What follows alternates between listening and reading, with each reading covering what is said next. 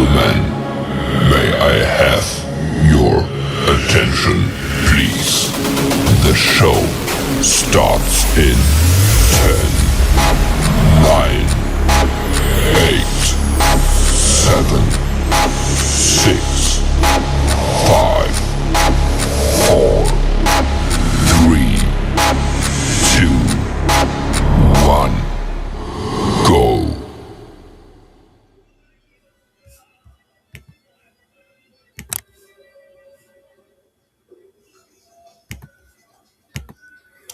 And welcome everybody to another episode of the Drop Zone with your boys Anthony Young and Jeff Walsh.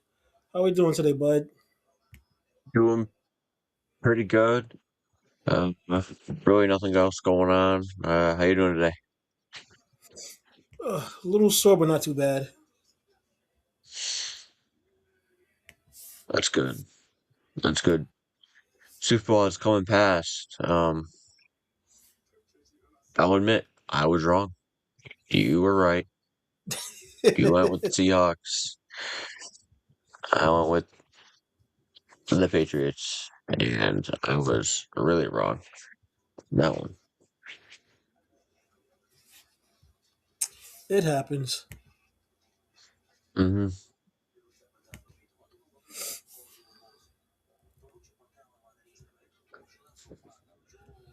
It happens. Yeah, I we're gonna Sorry, you're good. Good. I just knew it was going to be a defensive game, no matter what. Mm-hmm.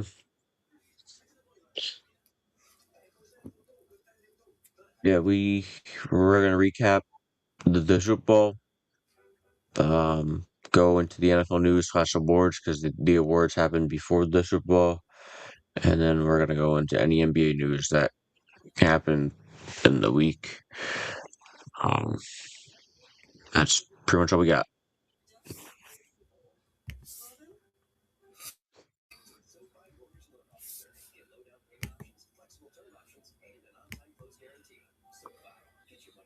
So again, Super Bowl.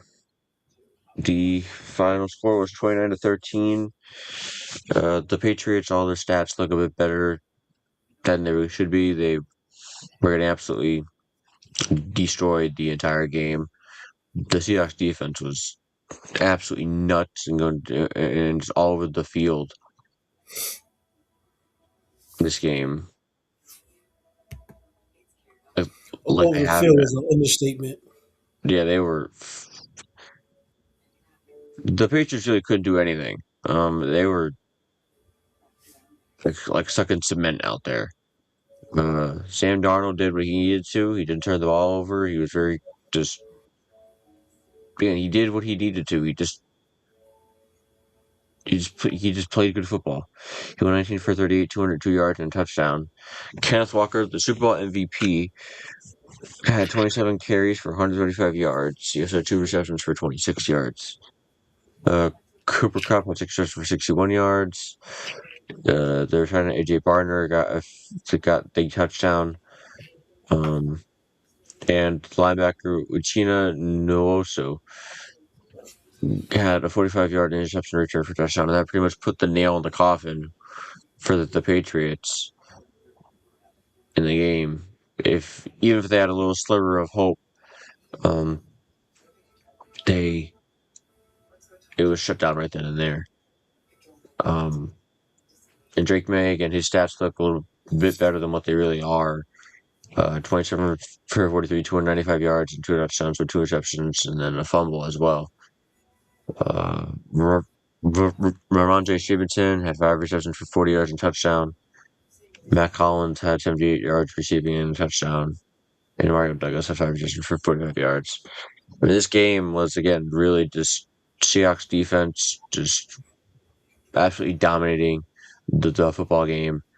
And again, Sam Darnold and the Seahawks offense is doing what they needed to do, which was not make a cussy turnover to where the Patriots get any momentum. So, congrats to Sam Darnold and the Seahawks, because you know what, he silenced a lot of doubters. Because out of that impressive draft class, he's the only one who won the Super Bowl so far. So, and that's why I didn't pick him pick the Seahawks because I didn't trust Sam Darnold. But he definitely silenced me, and the critic in me about him. So congrats to them, and it was a and it was absolutely crazy NFL year that is now in the books. Yeah, yeah, like I said, I did pick Seattle only because of their defense. I knew it was going to be a defensive game. I didn't think it was going to be that bad of an offensive game where really neither team could do anything. Um, Drake Maine was under attack all night long. 6 sacks, a fumble, and I believe it was 2 interceptions. Yeah. And I know one was returned for a pick six, which I don't know if that really was an interception. It looked more like it was a fumble than an interception. And they just snagged it out of the air, but they ruled it an interception. So the defense for Seattle definitely was the MVP of the Super Bowl. I think that defense was more dominating than the Seattle's defense against Denver, and that was a dominating defense as well. But Peyton Manning wasn't under as much fire as Drake Maine was. The receiving core for New England was non-existent. I mean, the receiving core on both sides for Seattle as well was pretty much non-existent. But yeah, they just made New England look really bad. There was no type of adjustment made by any of the coaching staff on New England until like late in the fourth quarter. And even then, I think it was more like Seattle's defense was like, okay, we're just tired. Mhm.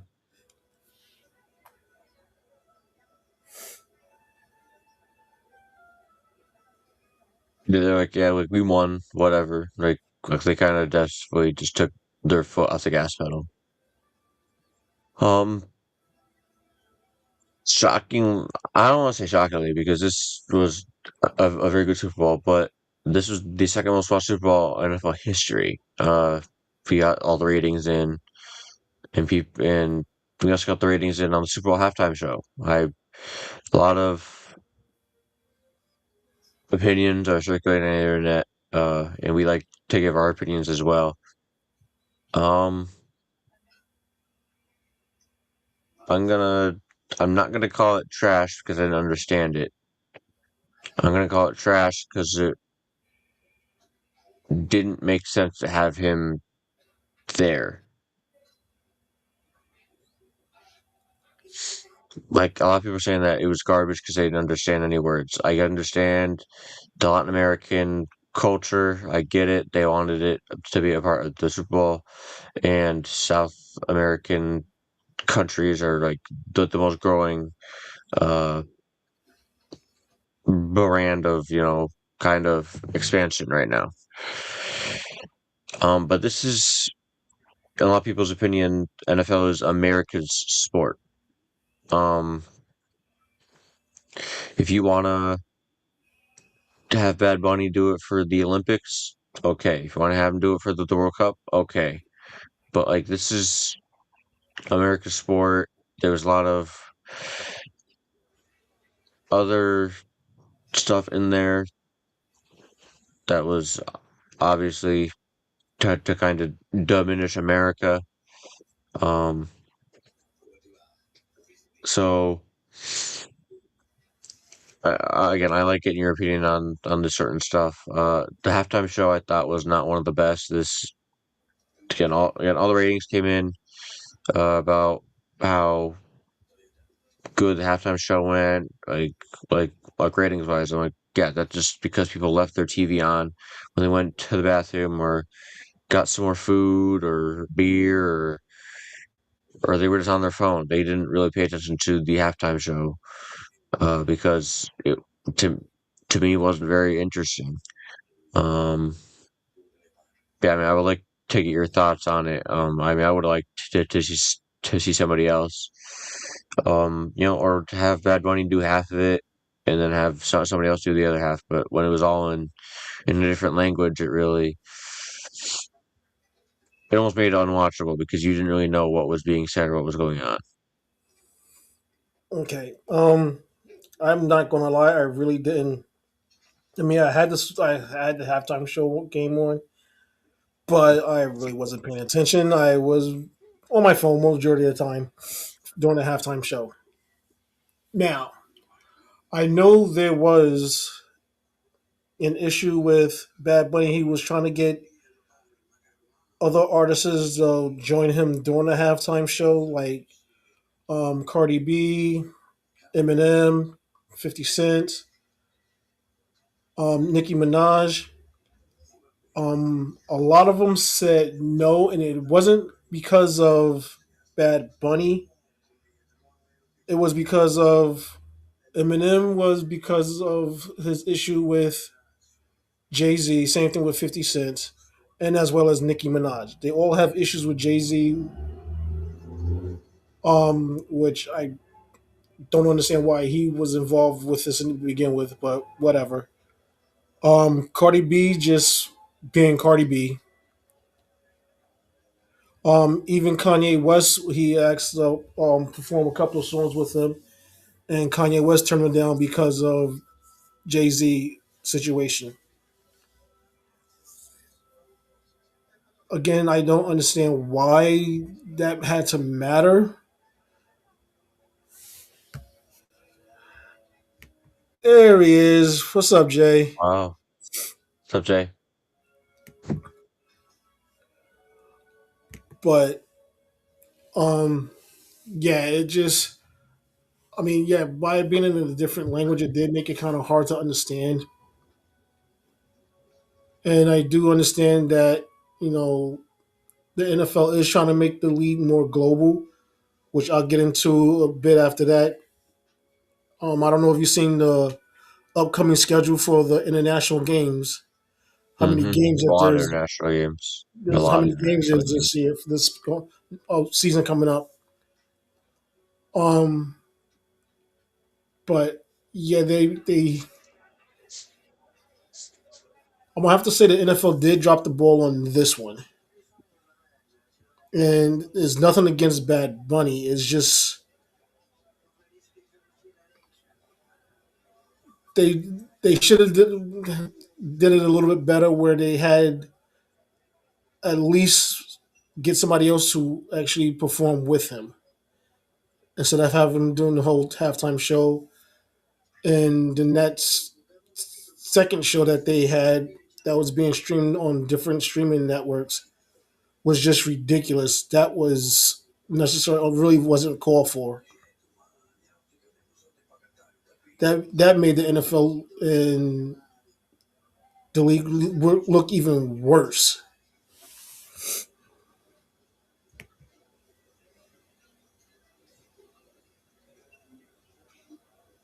Appreciate it, Jay. Appreciate it.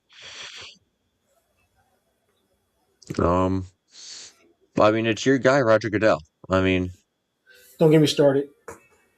it is your guy, and Tony, we all know what it's about. It's about the money and the moolah. They don't give a Of fuck course, if people watching it, even in the stadium, they don't care if they liked it or not, because guess what? They already paid tickets to go to the Super Bowl, so it's whatever. They already made their money there, so it's just to get more money again to spread the American football to South America and all across the world because of us speaking of a Spanish speaking halftime show. Again, like that just bothers me because again, it is a because football is considered America's sport. When you have America's team, you don't have that in basketball. You don't have that in hockey. Like you have it in football, and it's called America's sport. Like you're gonna then have just an only Spanish speaking halftime show. It just doesn't make sense to me. But again, it's your guy Roger Goodell, and it's just a money grab, and it just looks like you said really bad on the NFL at the moment. With this how they did it again, they had um a bunch of kind of pre-half or pre-Super Bowl shows. You're absolutely right, Jay. But again, for a halftime show of an American sport, it's going to be an only Spanish-speaking halftime show. That didn't really make sense to me. Um, but Oh, I'm not. I'm back in Michigan. I'm not in Seattle anymore. how would you think of just for they're coming back to the Tigers? I mean, Justin Verlander is like 1,000 years old. He needs to retire. But getting back to what I want to get back to what Jay was mentioning and what you guys were talking about. Mhm. Um, yeah, like I said, because I mean, let's look at all the four major sports in America right now. Baseball basically used. I mean, yeah, baseball was an international sport, but you're not getting not too many kids going to baseball. They're all going to basketball or football. Basketball has become so watered down that it's really just bad. I mean, yeah, the NFL has gotten watered down as well, but not as bad as NBA. I mean, with the NBA, you can't even breathe on a player without it being a flagrant foul. Um, and the NBA is trying to, you know, push their product across seas as well, but it's not doing it as well as football. Um, like I said earlier, I mentioned had a brief about statement about it that this upcoming season there's 9 games. I repeat, 9 games that is across seas. I think 4 of them are in new locations. Mhm. So I mean, we're looking at 9 weeks of if you want to catch those games, getting up basically earlier than usual because we all know the games over there starts at like 9 o'clock because of the time difference, and it's just for the players.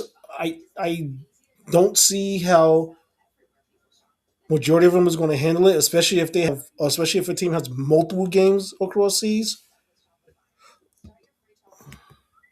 It's just going to be too much. So I do understand, why they had Bad Bunny, but like I said, the fact that it was all in Spanish made it. I won't say unwatchable. It just made it where people didn't couldn't get interested in it. Yeah, like I want to preface this for people who are watching or who will watch. We aren't up, upset. Like we're so for expanding the game and everything. Like, we are so for it. Um, like don't get us wrong. Like we're for it, but it's just. I mean, it was almost unwatchable because we weren't interested in it because we couldn't understand it. It wasn't us not wanting to watch it. It was we almost couldn't because it was that like we really couldn't understand it. To go to to the international games, there's 3 games in London, England, one in Spain, one in Melbourne, Australia, one in which is a Mexico new City, location. one in Munich, Germany, one in Paris, France, which is a new location, Yep. and one in Rio, Brazil, which is a new location. I thought there was 4 in new locations. It only popped up with 3. Oh, okay. Because I think they played in Germany, they played in Mexico last year, they've definitely played in Spain, and they obviously played in England many, many years at this point. Um,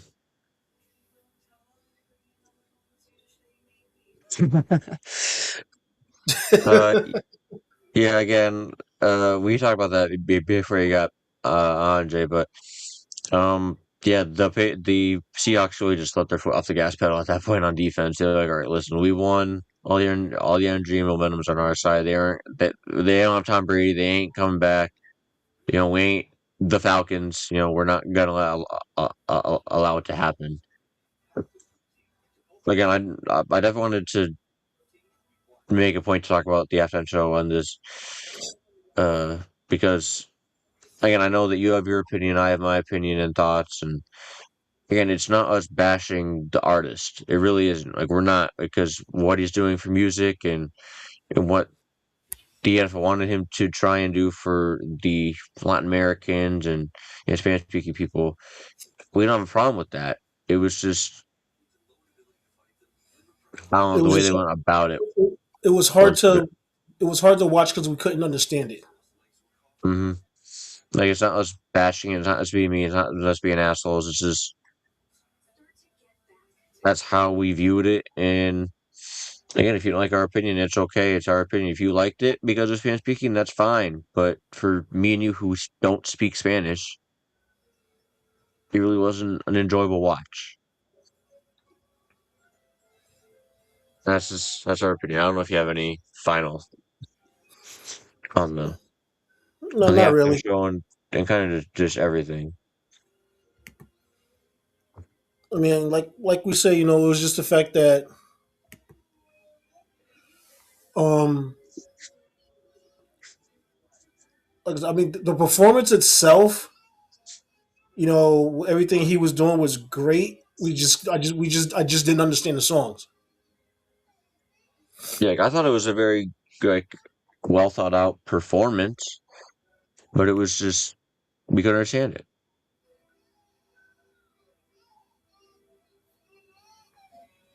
Yeah, like you can't do that to people when it's in a language that you can't understand. It would be almost like a Spanish person turning that on instead of watching, I don't know, Jack Harlow. Just, I'll give an example. Just like if they didn't want to watch the American version of Halftime Show, then they turn on the Spanish version of Halftime Show. It's just stupid. Yeah, exactly. It's something simple as that, but people are going to turn everything that anybody does into racism. So, but that's the world that we live in at the moment, right now. I'm not going to get into that because that's a rabbit hole I'm not going to ever get able to dig myself out of. So we're going to move on because we like our sponsors as well. So I don't want to say something that gets us in trouble. So we're going to move on. Uh, I know Jay's probably going to have opinions on these. Not right now, but NFL news / the awards. Former Washington offensive coordinator Cliff Kingsbury signed with the LA Rams on their staff. They didn't really specify what it was for. It could be OC. I don't think it was. So that's a good. Again, he's a good offensive coordinator. I don't know about a head coach because we saw that how that worked in Arizona, and I can't blame this guy for doing it. Cleveland defensive coordinator Jim Schwartz resigned as the Browns defensive coordinator. He had many interviews with them for their head coaching job, and they went with the Ravens offensive coordinator. I am blanking on his name right now. Um, I'm really blanking on his name right now. I can't think of his name. But yeah, they went with him, and I don't blame Jim Schwartz for stepping down as the Browns defensive coordinator. He's like, you know what, you don't want to pick me as to be the next head coach. All right, see ya. I'm not even going to be your DC, so I don't know if I have any opinions on that, Tony. I mean, I think it's justified for him to step down as the DDC after they didn't pick him for the head coaching job. After he's been there for a few years, and look what their defense is at the moment. Um, I'm the first thing I'm gonna say is I don't blame the guy. Um, I, I would have gotten the hell out of Cleveland a long time ago. That organization is just it's just a joke of an organization. It's there's nothing good that you could say about that organization. Um, they got great talent. They just have really no coach can survive there. No quarterback has survived there. I mean, they've gone through what 20 something quarterbacks since they've been back into the league. I mean, it's been like almost every year or every other year. They got a new quarterback. And it's a direct correlation because they don't know how to draft well, which then they don't pair it well with the right coach, which then they just get rid of the coach, and then a new coach comes in, and it's just a repeating process of then they get a high draft pick that they draft a quarterback, get a new head coach, and then it doesn't work out again. Yeah, it's almost like what the Bears was going through until they got Ben Johnson. Hmm. So yeah, I can't say I blame the guy for leaving. I mean, it's going to suck for the defense because he did have. I mean, that was the only bright spot of that team was their defense. So I wouldn't be surprised if we start seeing defensive players leaving Cleveland.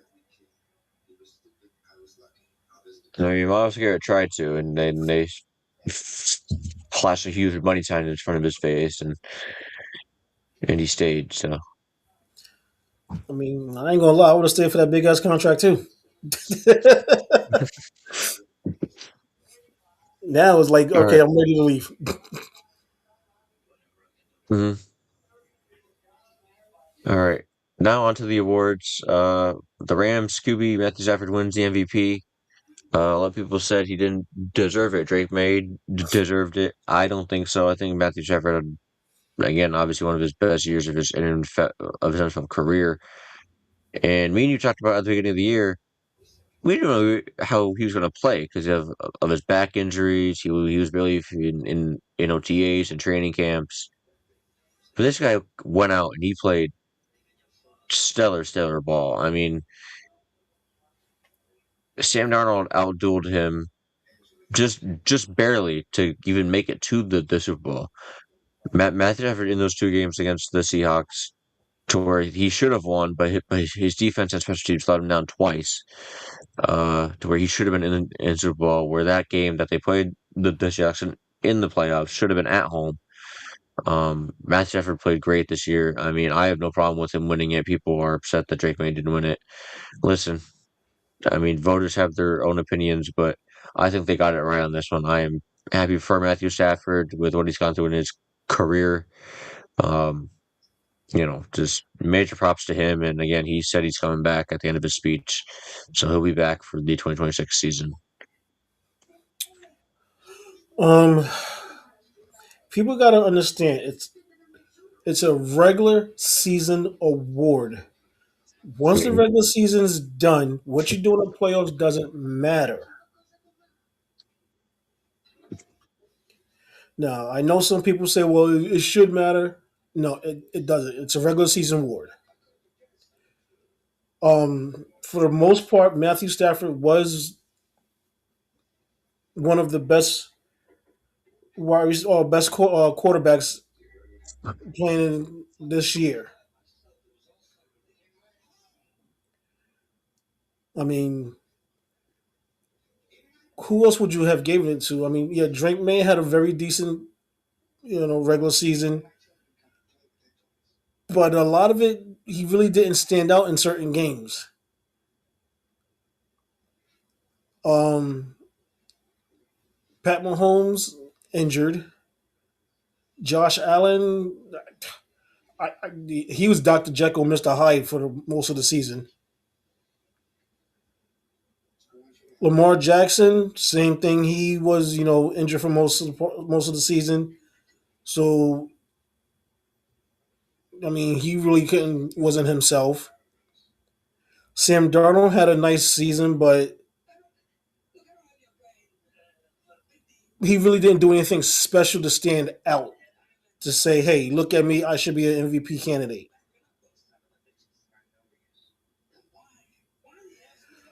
Bo Nix, I mean, he's another one. He was just like Drake May, where they had games where you're scratching your head, like, really, I mean, you couldn't put up more points, like especially against what was it, the Jets, Hmm. where they had what 12, 11 points or something like that. Yeah, and again, there was games where the Broncos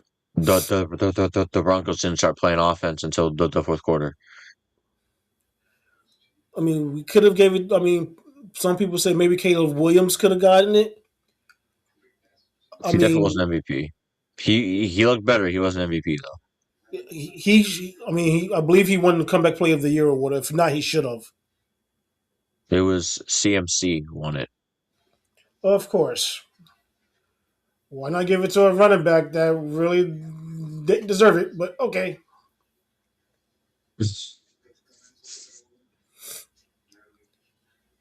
So I mean, there really wasn't really an outstanding quarterback this year other than Matthew Stafford.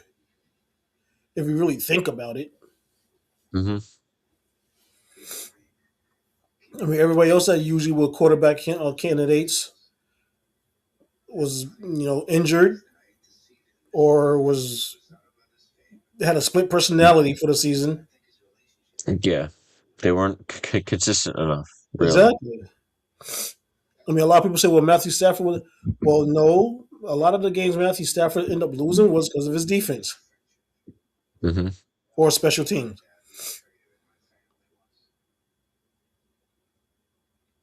So Yeah, I mean, you can't put that on him. no. Like I think he had one game where he played like really bad. That was it. Then again, he's 35 or 36 years old now. Like, and he was arguably the best quarterback in the league at that age. So again, congrats to him, and again, I'm looking forward to seeing him back next year. Next on my list was CMC at the Comic Player of the Year. Um, because of his injuries last year, he didn't get injured at all, so we'll give him a reward for not getting injured. Congrats. Um, Yeah, I personally I feel Caleb Williams should have been the comeback player of the year. Me too. I don't need to worry about him any more than what we already have over this whole year. Each and every week we did. Just his improvement and gradual improvement, and now he's going to go into his second year under Ben Johnson. So again, sky's the limit for him, and he could be definitely a future MVP of the league. Uh, I have no problem with this one. Seattle wide receiver Jackson Smith and Jigba wins Offensive Player of the Year. Yeah, I don't have Um, a problem with that either. every game he was making spectacular catches, uh, going off for over 120 plus yards. The only other one I could have thought about was Puka Nakua. He was again him and Matthew Stafford was that duo there, but Yeah, but really, I mean, Puka, I believe, missed a couple of games. yeah, I did where where JSN was just the most consistent wide receiver I've seen in a very long time, but just consistently putting up at least 6 to 10 catches. Again, like I said, going over 100 yards almost weekly, no matter what defense he played. So again, I have no problem with this one. This was to me almost a no-brainer. There was no real offensive player that I could think of that was really more deserving of this. And Puka was like the only other one I could think of. Like you said, he missed games, whereas JSN did not. So I don't have a problem with this one. A lot of people get upset over these awards, but right now I think They went 2 for 3 so far. I think Caleb again should have won the comeback player of the year, but other than that, these other first two I have no problem with. I agree. Next one I don't have a problem with. Again, it sucks he's on the Browns, but Miles Garrett won DPOI. Not a problem with that. He set the new sack record was at one point this year pretty much the one-headed monster of that whole defense. Um, but yeah, I mean he deserved it. He earned it. There was really no defensive player that was really like that. Maybe a secondary guy who got a lot of picks, but other than that, I mean Miles Garrett was just a force each and every game. He had 5 sacks twice in a game. He had I think 6 sacks once this year in a game. So again, I have a problem with that as much as it stings that he's on the Browns, and I have to say as a Steelers fan, but I got to give credit where credit is due. Um, he's the best, one of the best, if not the best, defensive players in the league right now. Yeah, I don't have a problem with that either. I mean, he was a monster this year. I mean, he lived up to that contract. So I mean, he said, "Hey, you guys want to owe me this money? I'm gonna show you why they gave me this money." hmm And the two New England coaches, head coach Mike Vrabel, he won coach of the year, and offensive coordinator Josh McDaniel won assistant coach of the year. Don't have a problem with that because he took a team that was 3-14 last year all the way to the what again. It's a regular season award. I can't say all the way to Super Bowl because they didn't know that yet. But I have a feeling that probably played into the order's hands, even though it is a regular season award. They made it all the way to the Super Bowl after going 3-14. Um, I don't have a huge problem with that. The only other one I again would have definitely considered Ben Johnson. Ben Johnson or the Seahawks head coach Mike McDaniel or no Mike McDonald. Sorry, Um, that's another one. I, But I also would throw the head coach from Jacksonville in there. oh yeah, Liam Cohen. Yes. So I mean, you only could give one head coach the award, but there was quite a few of them that deserved it. They all took, with the exception of Seattle, they all took sub five par 500 teams, turned them into all three of them became division winners, and made it to the playoffs. I mean, actually, I mean, like I said, Seattle last year wasn't a sub 500 team, but all four of those head coaches was division winners. Two of them made it to the Super Bowl.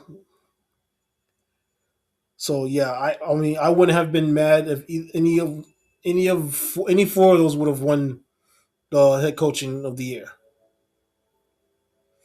Yeah, no, I wouldn't mind it either.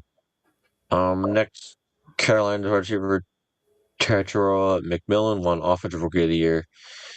Panthers. I mean, I think you got it at the beginning of the year as one of our sleeper teams. I definitely had them. Carolina was, yeah, Carolina was definitely shocking this year with what they were able to do. Um, and McMillan, the rookie, the rookie wide receiver, was a big part of it.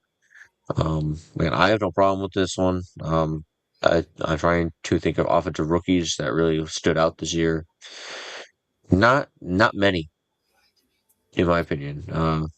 Maybe the wide receiver on the Bucks, Yabuka, maybe, but he missed a few games, whereas McMillan, I believe, pretty much played every single game.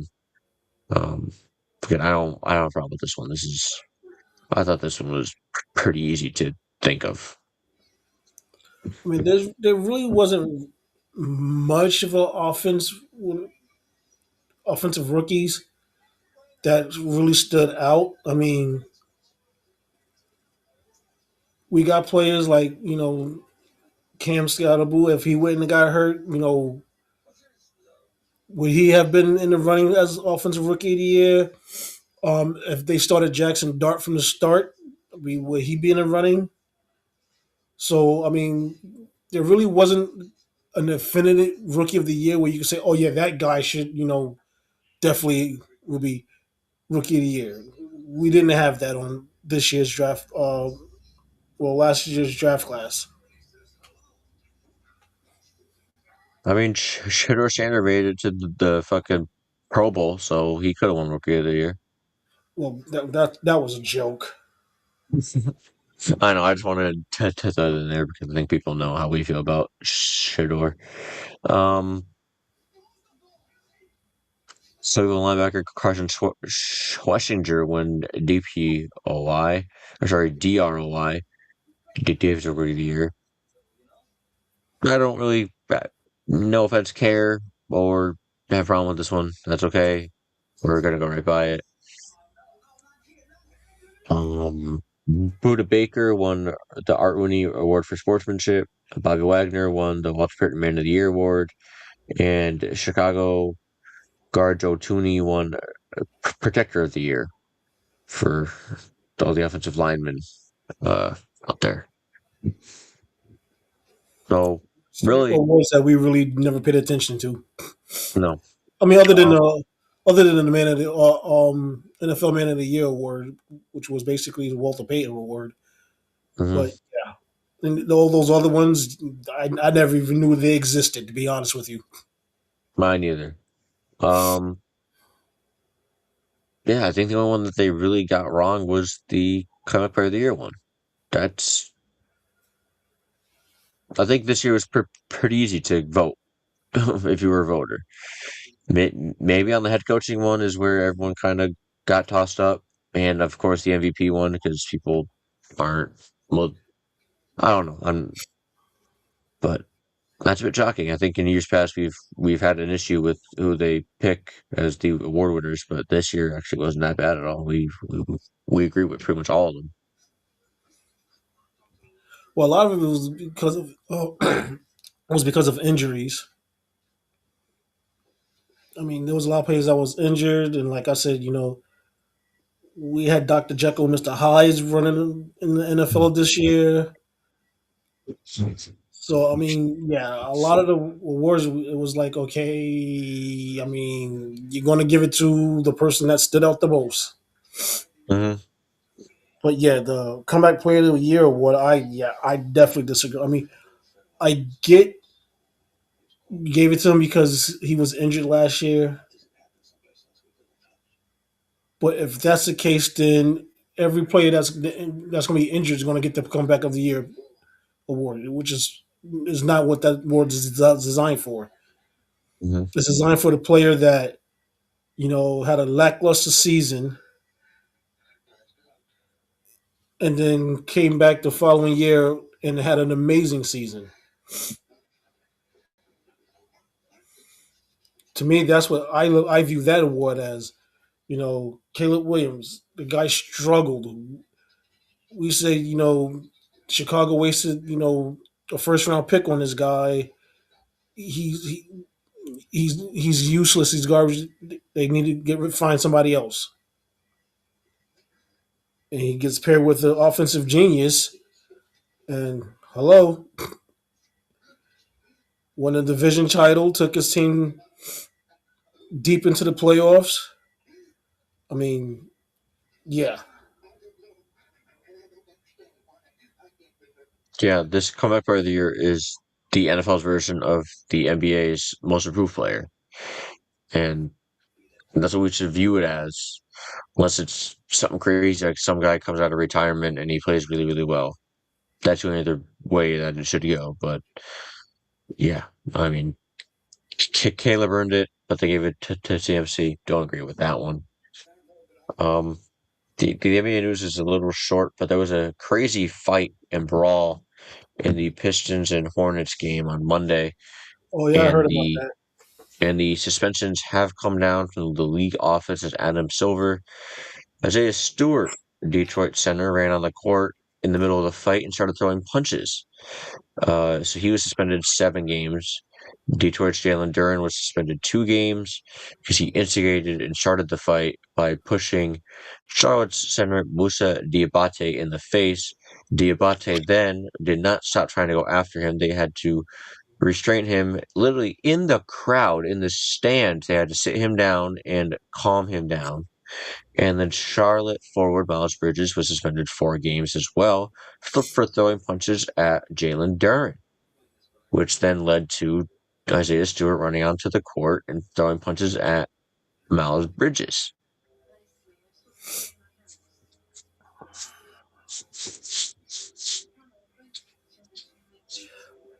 I got nothing. That's just.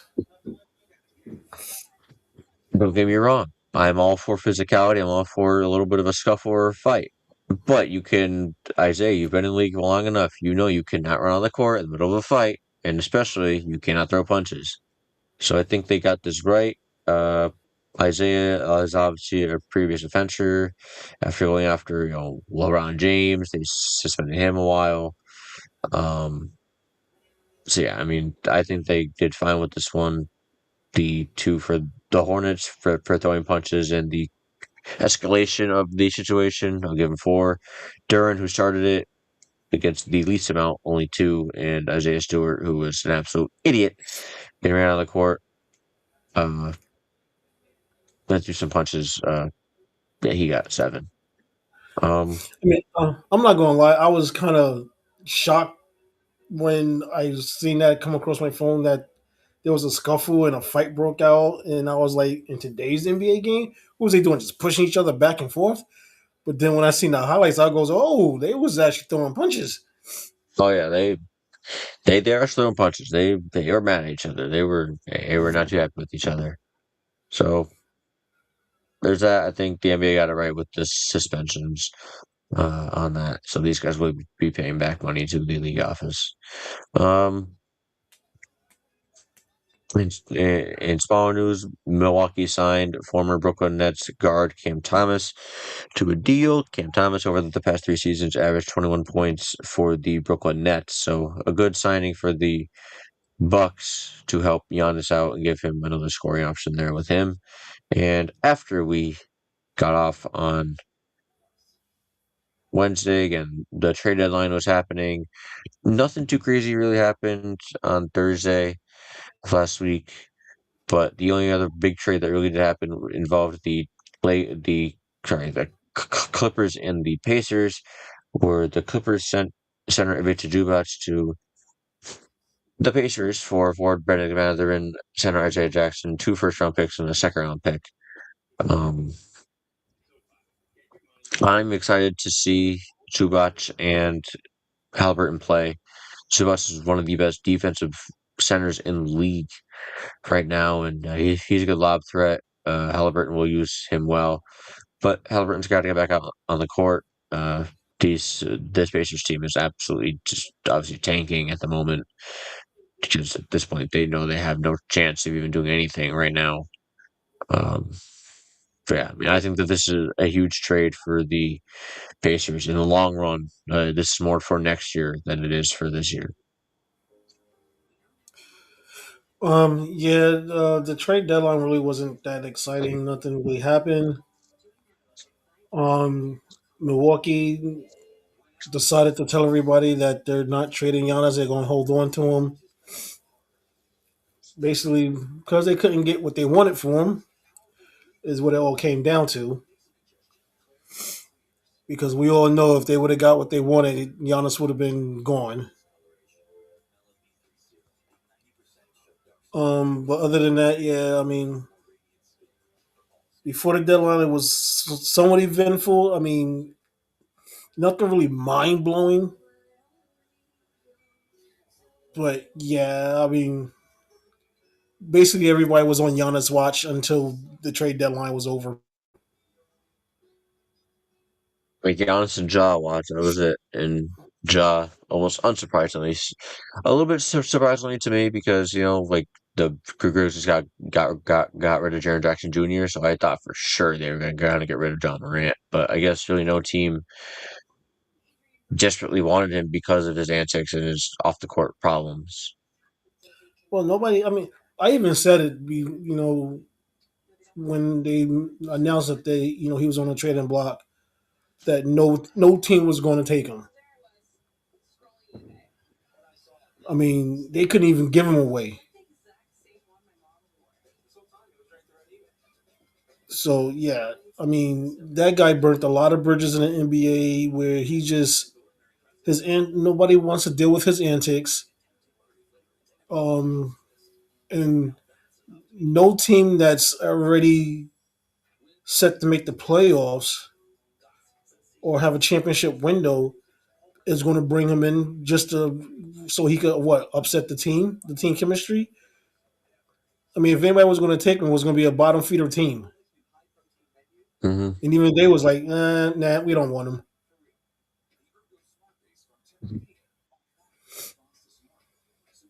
No, because it's not really worth it to deal with what potential off the court stuff he could get into, which he should have learned from by now. But it's John Morant. I don't know if he did.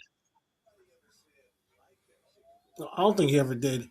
And personally, I feel he's going to be out of the league once his contract is up.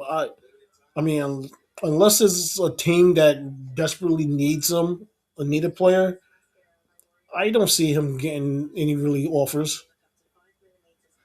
There won't be high offers like what he wants for sure. Because he's gonna want a big offer, and teams aren't gonna go for it. They're just gonna tell him Like I said, you're gonna take a pay cut. I mean, unless you're a bottom feeder where you're basically trying to rebuild and think you can rebuild around him or with him, no serious team, no serious contending team is going to make him an offer.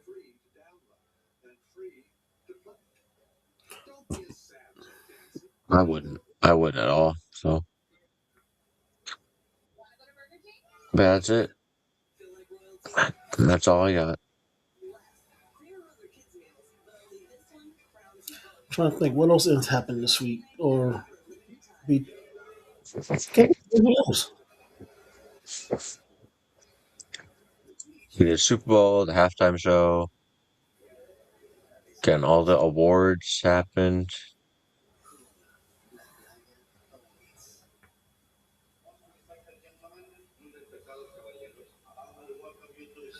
I'm trying to think if anybody did anything stupid. I can't even think of that. I mean, I was gonna talk about it, but I mean, it's a little. It's not like it's too much. We've talked about a lot on the podcast, but um,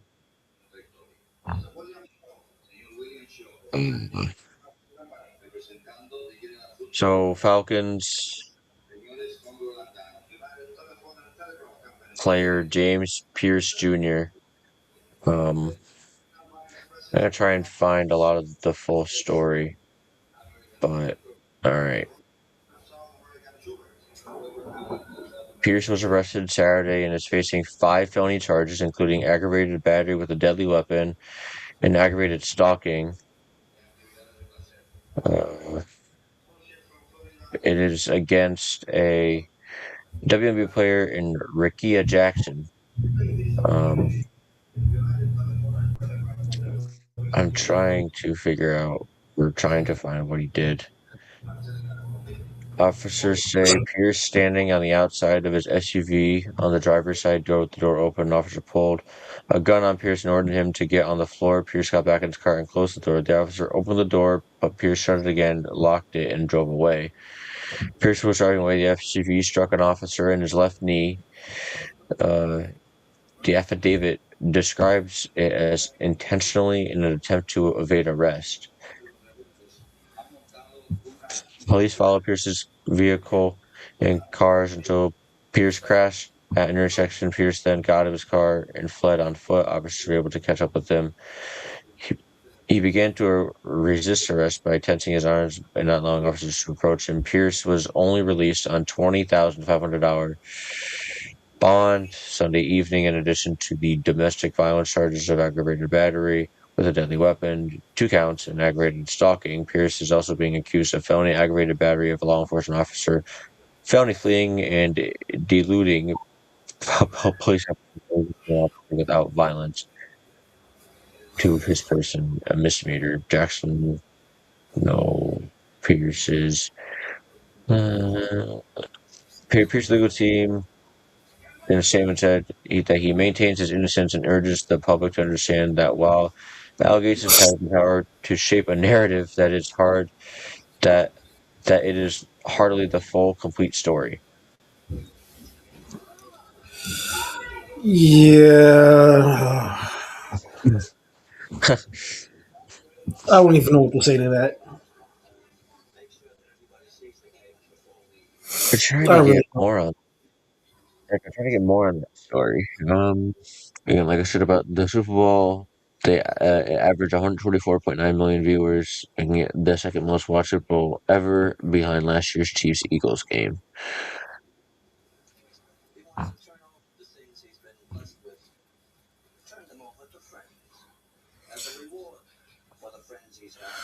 I mean, I think this was the second most because of the last time New England and Seattle was in the Super Bowl, and Pete Carroll made that stupid god awful decision.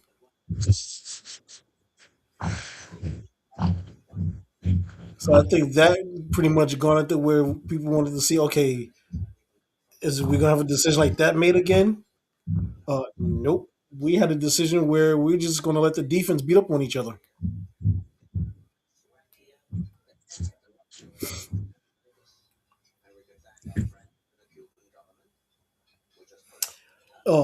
In New England, I think you owe Gonzalez a huge raise because if it wasn't for him, you guys really would have been blown out because he made a lot of nice saves. Oh yeah. I mean, yeah, that guy should be the highest paid save secondary member on that team.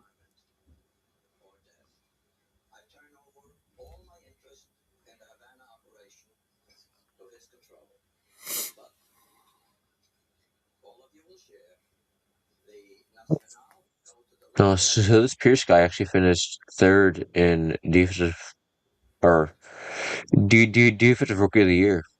So I guess he was really good, and he's an idiot. He's an asshole and an idiot. I guess we'll find out. But yeah, I mean that choice again was it. It's gonna get talked about till the end of time because it's one of Tom Brady's Super Bowl rings. So Which yeah. I mean, if you really think about it, I mean, I know a lot of people say he's the goat because he has all those rings. But if you think about it, he really should have lost that game in Seattle if Pete Carroll wouldn't have made that stupid call and gave the ball to Marshawn Lynch. They should have lost against the Falcons.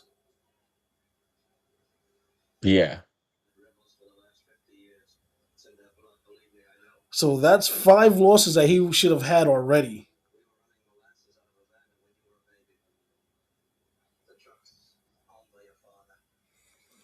So I mean, you know, he was bailed out by basically head coaches making stupid decisions.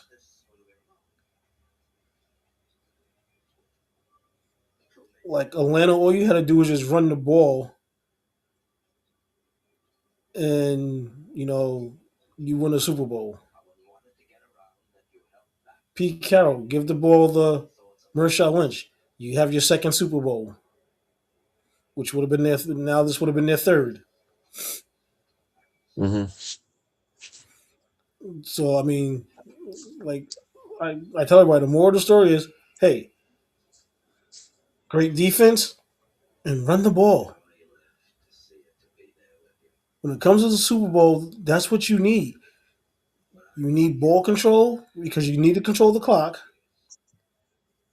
You have to have a defense that's really going to just punch another team right in the mouth.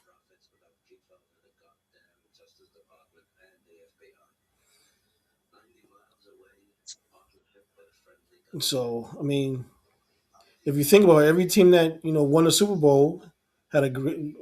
Well, I won't say not every team had a great defense, but they had an above average defense and was able to control the clock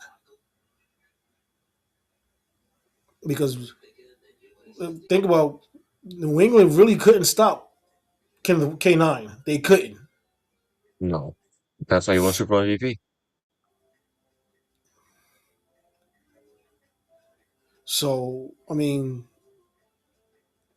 it just goes to show they follow the formula. Passing only get you so far, and then it's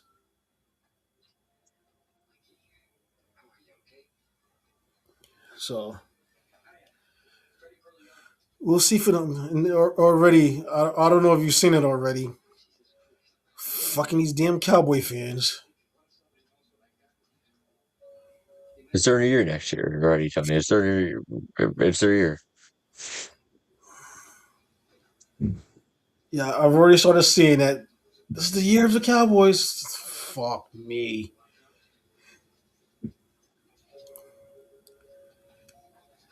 I bet you. I'm actually gonna start rooting for them so they could win one so this shit they could shut up. Mm-hmm. Okay, who am I I lying? want them to just keep losing. Who am I lying? That's never gonna happen. But Mm-hmm.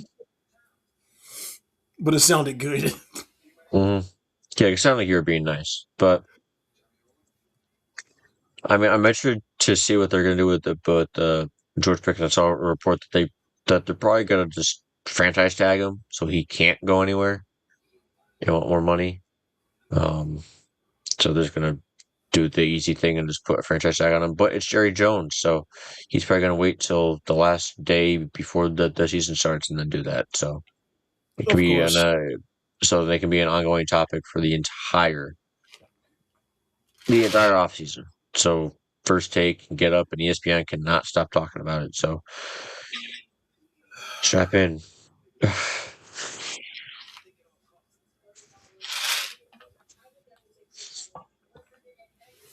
Well, I think that's what we got for tonight. It is. I just scroll through everything and there's really nothing else. Yep. Now it's on to basketball season. I know we got the All Star game coming up this weekend, if I'm not mistaken. Yep. The games are going to probably a snooze fest again, but at least the dunk contest and 3-point contest I'll watch. I mean, yeah, I'll watch them. Um, I don't know. I'm just the All Star game just hasn't been the same because they're all buddy buddy now, so they don't compete against each other, and it's just I mean, I get it to like injury risk and prevention with how easily guys get injured right now. I get it, but at least make it like which it's uh, puzzling because you got players that played in the 80s and the 90s, in the early 2000s, where there wasn't this load management. They went out and played. They didn't get injured. They start with this load management now, and it's like, oh, I tweaked my knee. Oh, I sprained my toe. Oh, I sprained my pinky. I can't shoot for a week. It's like, really? Are you serious?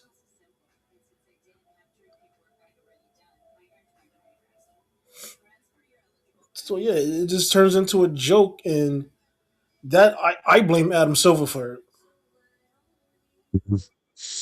I mean, I think load management is making the muscles and the joints weaker for these players, even though they do train a lot. If they're not playing, you're not like Yeah, exerting your muscles to where they're supposed to, and that's why you're getting all the pulled muscles. I mean, it's literally a joke. Yeah, like the Lakers benched their entire starters last night against the Spurs, and Wemby went off for 27 in the first quarter because Luka was hurt, so LeBron didn't play, Reeves didn't play, Ayton didn't play. Um, Don't get me started on LeBron. yeah, no, I think people already know how I feel about him. Now I got to deal with his fucking son for the next however many years. He shouldn't be in the league anyway, but Yeah, I got a feeling once after this season, they're both going to be going from the Lakers.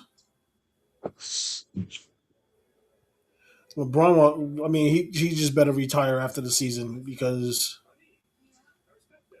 I mean, no team is really going to want him because no team is going to want to take his son. no,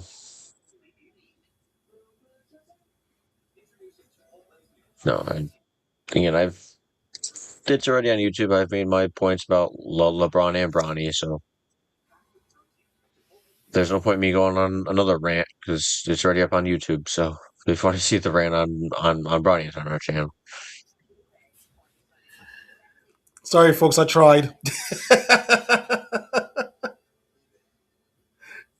Nope. I tried, folks. Sorry. Yeah, like people fucking say, "Oh, Bronny, he scored 10 points." I would score 10 points if my fucking players didn't play either. If my team was just benching everybody, just fuck it. Because he actually played out on the court. He didn't just play like 2 minutes and JJ Redick pulled him. He actually had to play because nobody else suited up and wanted to, like, it felt like playing. They didn't care about the paying customer. They don't care. So,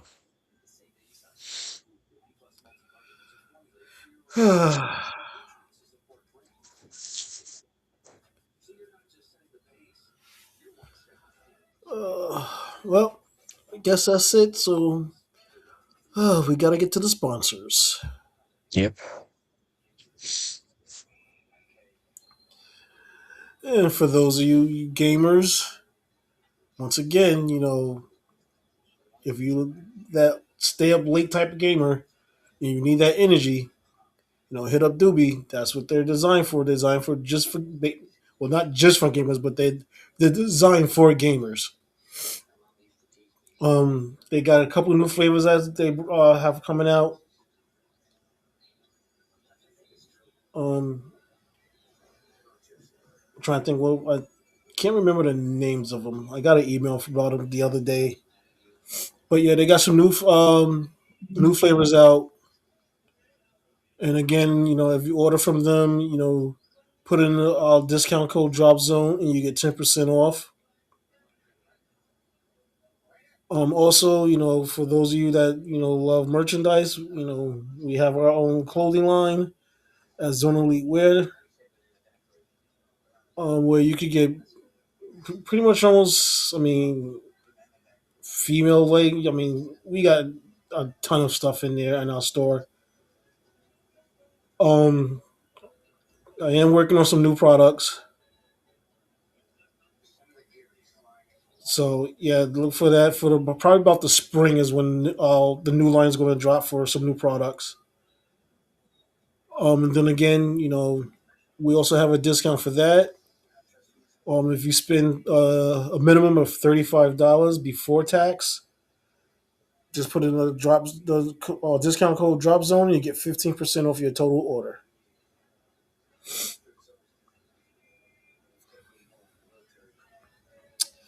And that's about it. Yep. And just remember to, on YouTube, hit that subscribe button as well as the like button. And if you want to feel like sharing it, do that as well. Yep. It was good seeing Jay in the chat again. Yep.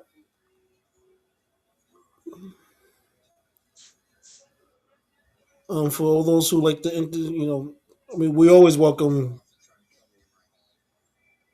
people who jumping into the chat room, giving us their opinions or how they feel things. We enjoy that. We don't take it personal if people don't agree with us. It's all. I mean, it's all for entertainment. Yeah, again, and they can ask whoever topic or question about anything, and and we'll give our opinions on it. Yep. So until next week, we'll see everybody then.